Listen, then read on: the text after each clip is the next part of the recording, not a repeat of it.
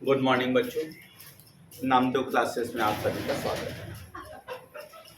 तो शिक्षक भर्ती का अपन तैयारी कर रहे हैं, ठीक है।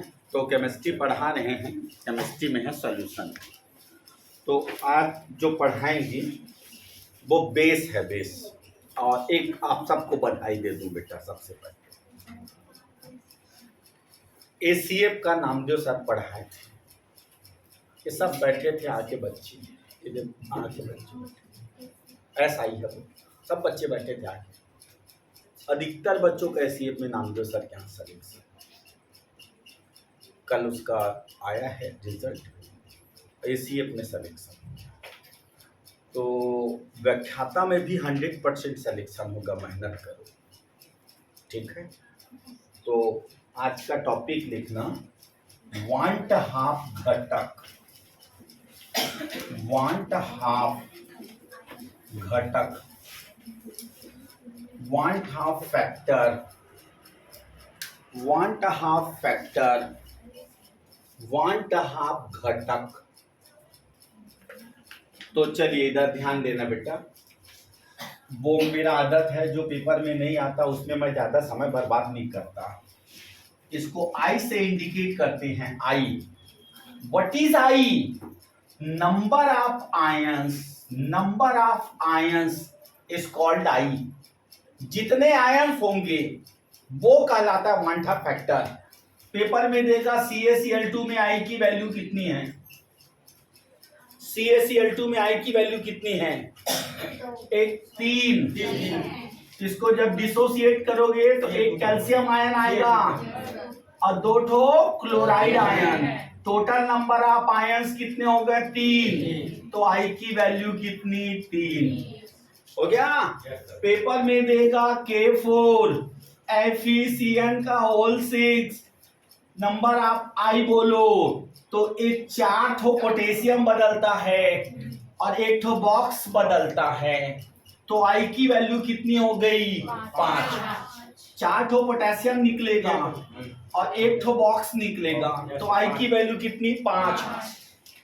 पेपर में दिया C6H12O6 में आई की वैल्यू कितनी है? सर ये आयंस नहीं है, तो आई की वैल्यू 0। क्लियर? और आई से रिलेटेड आगे का जितना टॉपिक पढ़ाऊंगा इसी से रिलेटेड है। क्लियर? क्वेश्चन, निम्नलिखित में, निम्नलिखित में आई का मान ज्ञात कीजिए। निम्नलिखित में आई का मान ज्ञात कीजिए।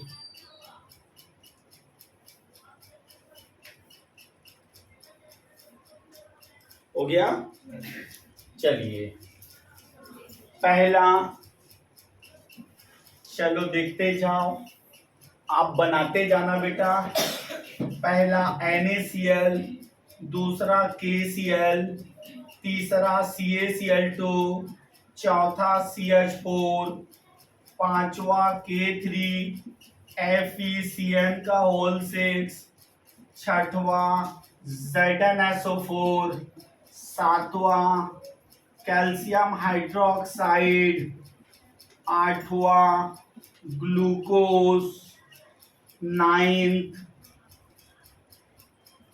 PbCO3, 10th FeCl3। ये मैंने 10 क्वेश्चन दिया है, इसमें आप लोग को आई का मान बताना है। नंबर ऑफ आई कितने हैं? सर वो ब्रैकेट वाले क्वेश्चन दिए, ब्रैकेट वाले में जोड़ेंगे ना तो बाहर की संख्या को लेना बेटा। पोटेशियम की संख्या 4 है इसमें, इसको 4K प्लस निकलेगा और एक ठो ऐसा बॉक्स का निकलता है FeCN का होल 6 -4। नंबर आप चार्ज को मत लेना, नंबर आप आयंस को देते हैं। एक ठो आयंस ये हो गया, 4 ठो आयंस ये हो गया, टोटल हो गया 5 आयंस। सर जो कैल्शियम क्लोराइड का था तो एक कैल्शियम कर दो क्लोरीन का। हाँ हाँ सीधा।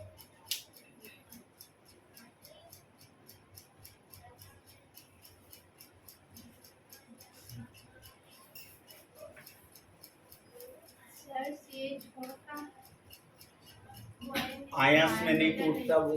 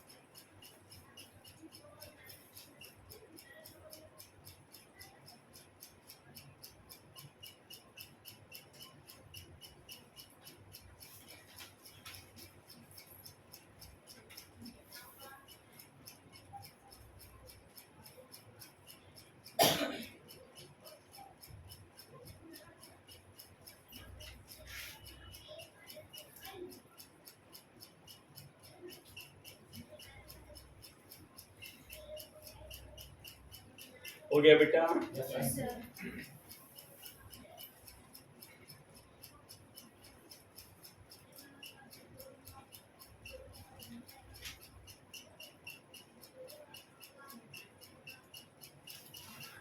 मिलाए आंसर?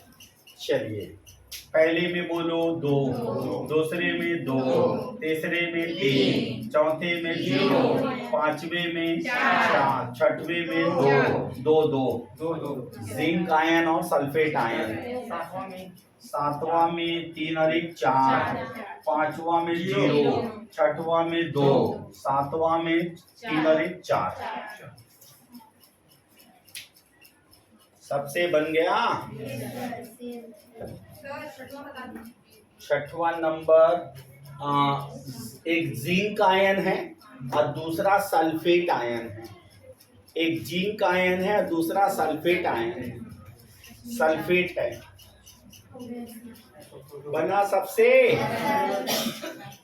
चलिए नेक्स्ट लिखना। चलिए बेटा, बातें नहीं, अगला टॉपिक लिखना और वेरी वेरी मोस्ट आईएमपी लिखना। क्वथनांक तथा क्वथनांक में उन्नयन क्या है? Very most IMP. क्वथनांक तथा क्वथनांक में उन्नयन क्या है? क्वथनांक तथा क्वथनांक में उन्नयन क्या है? What is boiling point and the elevation of boiling point? What is boiling point and elevation of boiling point? हो गया बेटा? चलो थोड़ा सा पहले अपना बेसिक कर लो तैयार। जैसे मैंने 1 गिलास पानी रखा बेटा, थोड़ा बेस तैयार कर लो। अब आगे का मैं जितना टॉपिक पढ़ाऊंगा इससे पूरा रिलेटेड है।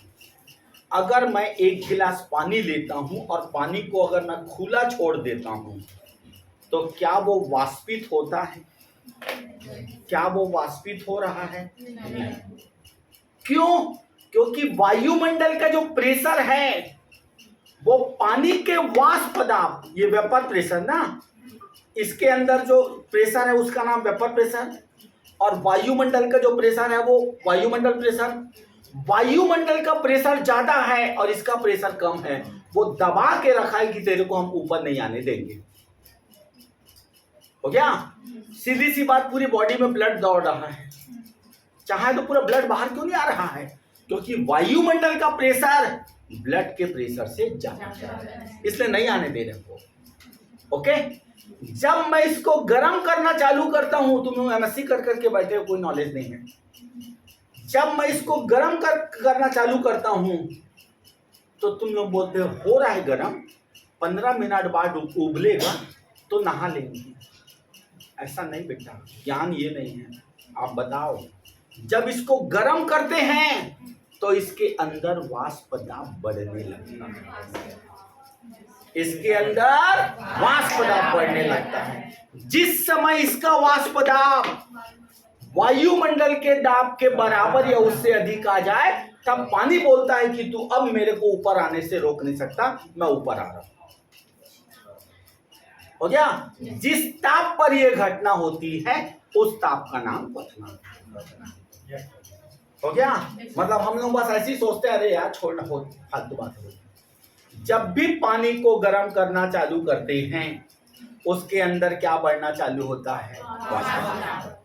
जिस टेम्परेचर पर इसका वाष्प दाब वायुमंडल दाब के बराबर या उससे अधिक हो जाए तभी वो उबलना प्रारंभ होता है। मतलब हम लोग सोचते हैं, अरे यार पता नहीं, साइंस पढ़ रहे हैं, जो होगा तो देखोगा।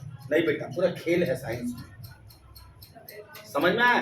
तब ये उबलना चालू होता है, उस ताप का नाम वाष्प। क्लियर? अब आराम से सुनना बेटा। सपोज मान लो वायुमंडल दाब जो भी है, मान लो सपोज मैं 100 बोल रहा हूं। कितना? 100। और इसके अंदर वाष्प दाब अपना खुद रखा है बेचारा 50। कितना रखा है वाष्प दाब? 50। और वायुमंडल का कितना? नहीं आने दे रहा, वायुमंडल दबा के रखा है। तो क्या ठीक। अब इसको मैंने गर्म किया तो धीरे धीरे वाष्प दाब बढ़ा। जब इसका वाष्प दाब 100 या 100 से ज्यादा हो जाए तो ऊपर चल देगा ये। अब ध्यान देना, अब अगर इसमें मैं विले डालूं, सॉल्यूट डालूं, इसी को ध्यान देना, आगे का 10 टॉपिक इसी से रिलेटेड है। अगर मैं इसमें सॉल्यूट डालूं ठीक, तो सॉल्यूट जाके उस आदमी का वाष्प दाब को कम कर। देखो वास्तव में उबलता कौन है? विलायक उबलता, बाकी कोई नहीं उबलता, विलायक उबलता है। आप अपनी बुद्धि में अच्छे से पढ़ना आज का भी टॉपिक। अभी इसका वाष्प दाब कितना है? 50। गरम किया 50 पाया तो बॉयल हो गया, 100 डिग्री में बॉयल हो गया। ठीक है। अब इसमें मैंने विले डाल दिया, नॉन वॉलेटाइल सॉल्यूट डाल दिया, विले डाल दिया, तो विले जाकर उसका वाष्प दाब को 40 कर दिया, वो खुद जाके 40 कर दिया। विले डाल जाकर पानी के वाष्प दाब को 40 कर दिया। ओके, तो अब गर्म कर रहा हूं, तो अब ये ज्यादा टेम्परेचर में बॉयल होगा कि कम टेम्परेचर में बॉयल? लेकिन पहले बॉयल कौन हुआ? पानी। अभी भी बॉयल होगा पानी, वो विले बॉयल नहीं होगा। राइट है? तो विले की उपस्थिति में विलायक का जो क्वथनांक बढ़ गया। पहले शुद्ध पानी को गर्म किया था, कितना डिग्री में उबल गया था? 100 डिग्री में। जब मैंने विले को डाला तो 100 में उबलेगा कि 100 से ज्यादा में उबलेगा? आखिर उबला कौन? पहले भी विलायक उबला, अभी भी विलायक, केवल संगति का प्रभाव पड़ा। एक आदमी के आने के कारण भाव बढ़ गया उसका और लेट से भगा। तो विले की उपस्थिति में विलायक के क्वथनांक में जो वृद्धि होता है उसको कहते हैं क्वथनांक। क्लियर बेटा? तो सब ये तो कोई इधर ध्यान से आप देखना। अब सुनना, इतना मेरा लेक्चर देने के बाद पेपर में आया 5% ग्लूकोज, 10% ग्लूकोज विलियन, 20% ग्लूकोज विलियन, प्योर सॉल्वेंट। बुद्धि लगाना बेटा ना, छोटे छोटे बच्चे नहीं हो तुम लोग। अब आपके लेक्चरर के पेपर में आया 5% ग्लूकोज विलियन, 10% ग्लूकोज विलियन, 20% ग्लूकोज विलियन, शुद्ध विलायक। किसका क्वथनांक ज्यादा? सोच समझ के बैठे रहना, गलत मत बोलना। किसका क्वथनांक ज्यादा होगा? दादा एमा 20% मतलब 20 तो विले है। जितना विले जाते जाएगा वाष्प दाब कम करते जाएगा, उसको उबलने में हो गया। तो सबसे ज्यादा 20%। आई बात समझ में? अब आप ध्यान से बोर्ड की ओर देखो और बहुत सारा क्वेश्चन मैं बताने जा रहा हूं, सुनना ध्यान से। इधर बोर्ड में देखो बेटा, ये है वेपर प्रेशर, ये है टेम्परेचर। जब हम टेम्परेचर बढ़ाते हैं तो वाष्प दाब भी बढ़ता है, लेकिन जब तक पानी नहीं उबलता, जब तक कि वो 1 atm प्रेशर पे ना चल दे, वायुमंडल में ना जाए। यदि मैंने 2 ग्राफ बनाया, आपके क्वेश्चन में आएगा पहला ग्राफ किसका है और पेपर में आएगा दूसरा ग्राफ किसका है। ये T1 में उबल रहा है, ये T2 में उबल रहा है। पहला ग्राफ कौन है? पहला ग्राफ किसका है? पानी का है कि विलियन का है? विलायत। पहला किसका है? पानी का है, जो कोई दोस्त नहीं आया उसका। और ये किसका है? विलियन। विलियन का। तो सुनते जाना। क्वथनांक में उन्नयन बराबर कितना हुआ बेटा? T2 minus T1। तो आंसर आया डेल टीबी। ओके, पहला न्यूमेरिकल क्लियर। अब डेल टीबी जो होता है वो मोलालिटी के डायरेक्टली प्रोपोर्शनल होता है। तो डेल टीबी बराबर के बी एम, इससे दूसरा न्यूमेरिकल हो गया। अब उसके बाद m बराबर सब बच्चों को पता है, डब्ल्यू बी इंटू 1000 पढ़ चुके हैं, into M B into W A. Okay, तब आंसर डेल टी बी बराबर के बी गुणित डब्ल्यू बी गुणित 1000 बटे बोलो M B into W A. Okay, अब अगर मॉलिक्यूलर मास पूछे तो इसको इधर कर देना। हाँ, पहले तो यहाँ पे मैं कर देता हूँ। अब विलियन का क्वथनांक, विलियन का बॉइलिंग पॉइंट बराबर 373 केल्विन होता है पानी का। इसमें डेल टीबी को जोड़ देना। ओके, ठीक। और एमबी पूछूं तो इसको इधर ला देना, इसको इधर ला देना। मॉलिक्यूलर मास पूछे तो मान लो सपोज एमबी पूछे तो न्यूमेरिकल में आंसर बोलो केबी इनटू बोलो डब्ल्यू ए इनटू बोलो 1000 अपॉन बोलो डेल टीबी हो गया इनटू डब्ल्यू। पहला क्लियर। सेकेंड कॉन्सेप्ट, विलय की मात्रा बढ़ेगी तो क्वथनांक बढ़ेगा, विलय की मात्रा बढ़ेगी तो क्वथनांक बढ़ेगा। हो गया।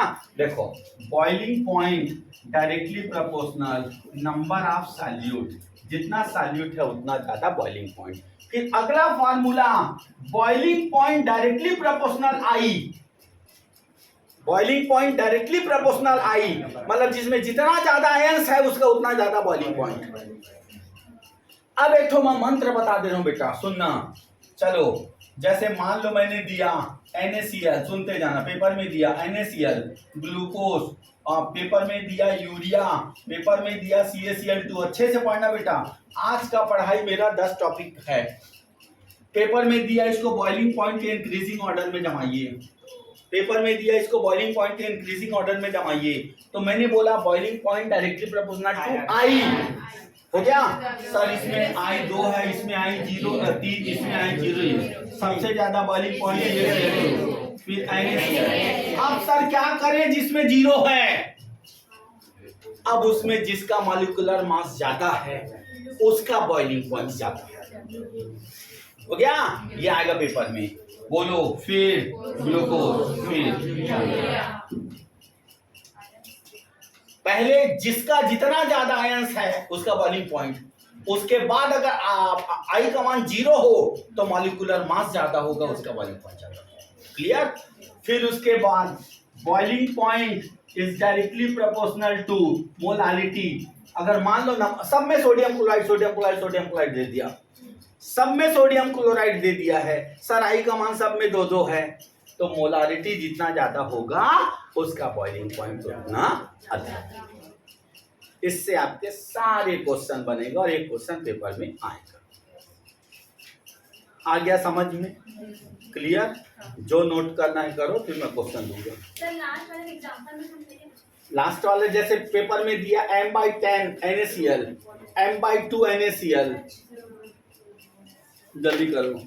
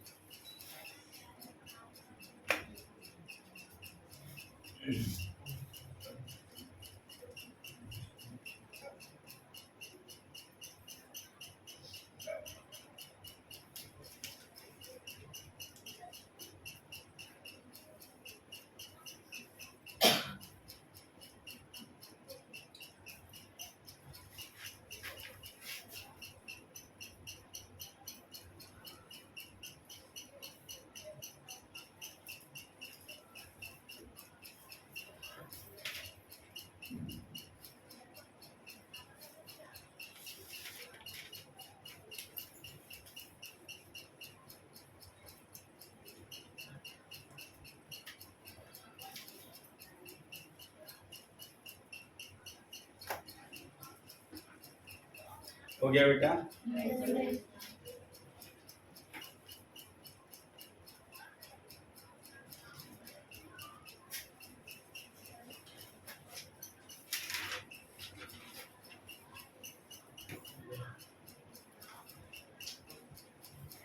हो गया क्वेश्चन?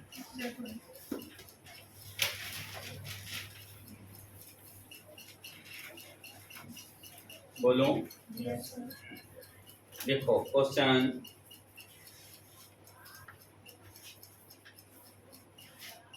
शुद्ध विलायक का क्वथनांक 100 डिग्री सेल्सियस है। शुद्ध विलायक का क्वथनांक 100 डिग्री सेल्सियस है तथा विलयन का क्वथनांक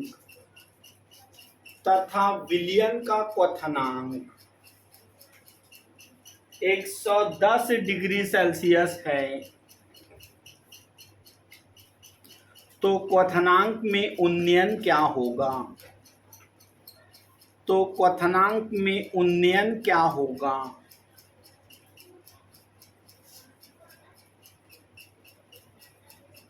नेक्स्ट लिखना। एक विलयन का मोलालिटी, एक विलयन का मोललता 2.5, एक विलयन का मोललता 2.5, Kb बराबर 2, तो क्वथनांक में उन्नयन क्या होगा? तो क्वथनांक में उन्नयन क्या होगा?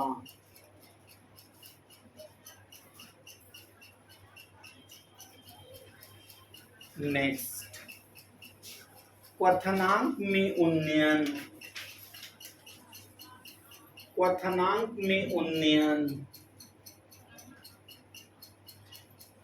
10, Kb 2, तो मोललता क्या होगा?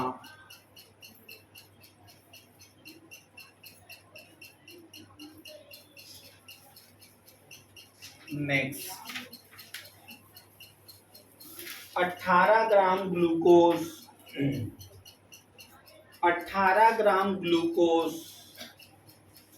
1000 ग्राम विलायक में घुला है। 18 ग्राम ग्लूकोज 1000 ग्राम विलायक में घुला है। Kb बराबर 2, तो क्वथनांक में उन्नयन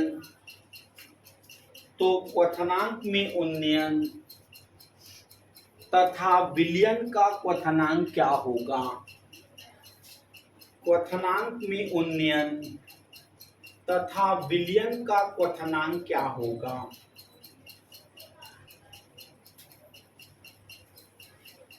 नेक्स्ट लिखना। नेक्स्ट,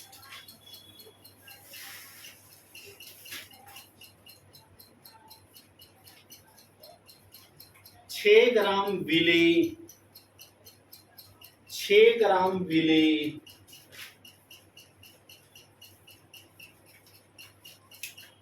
500 ग्राम विलायक में घुला है। 6 ग्राम विले 500 ग्राम विलायक में घुला है, जिसका क्वथनांक में उन्नयन 10 है। जिसका क्वथनांक में उन्नयन 10 है। Kb 2, तो उसका आणविक द्रव्यमान क्या होगा? तो उसका आणविक द्रव्यमान क्या होगा?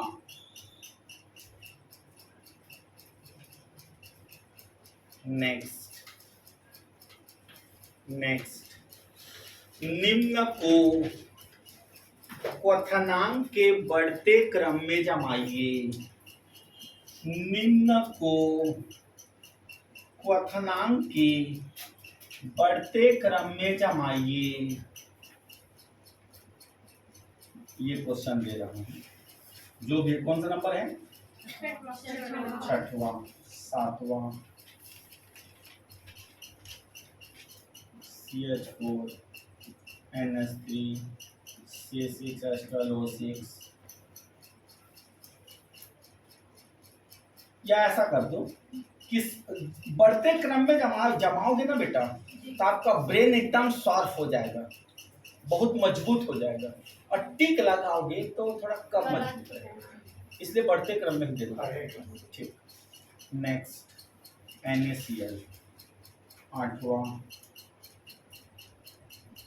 CaCl2, ZnSO4, Al2SO4 का होल थ्राइस, ग्लूकोज 9,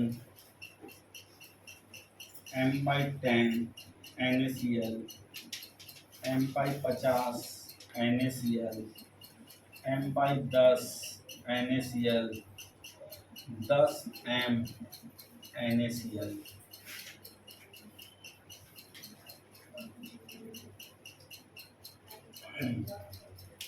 ये पहले 9 क्वेश्चन ये लिखो। तो सर वो n/10 दो बार है? नहीं बेटा, 5 करती हूँ।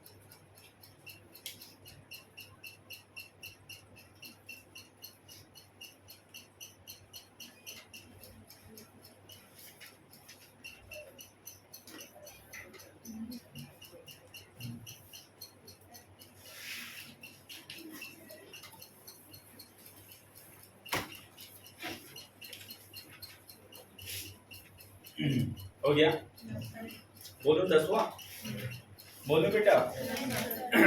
निम्न में से कौन सा कथन सत्य है? Which statement is true? निम्न में से कौन सा कथन सत्य है? ए ऑप्शन,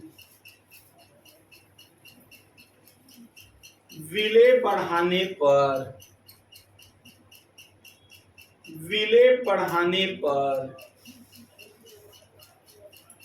क्वथनांक बढ़ता है।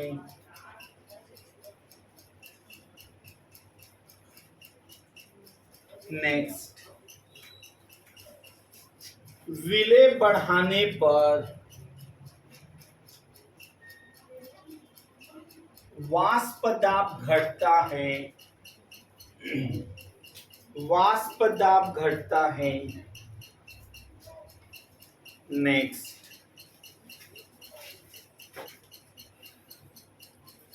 दो बिलियन ए तथा बी, 2 बिलियन ए तथा बी जिसका वाष्प दाब 25-50 है, जिसका वाष्प दाब 25-50 है,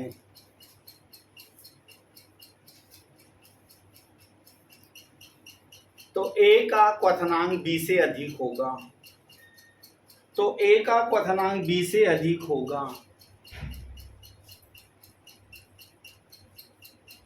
डी सभी सत्य। ये आप 10 क्वेश्चन को बनाइए तो आप उसके बाद एकदम मजबूत हो जाओगे। सर ये चारों में कोई एक सही होगा? हाँ, कौन सत्य है आपको बताना है। अपना शांति से बनाओ आप अपना 10 क्वेश्चन।